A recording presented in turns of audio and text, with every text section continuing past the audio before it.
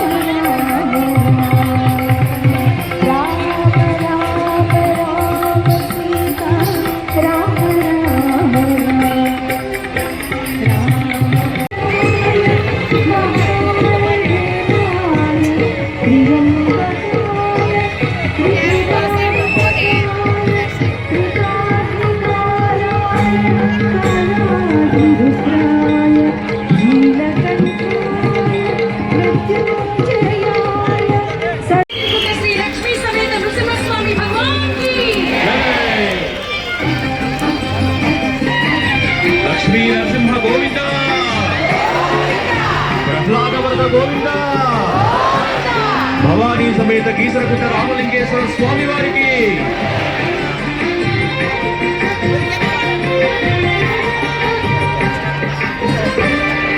మనకి ఒక చక్కటి నీతి చెప్పారు పోతన్న గారు.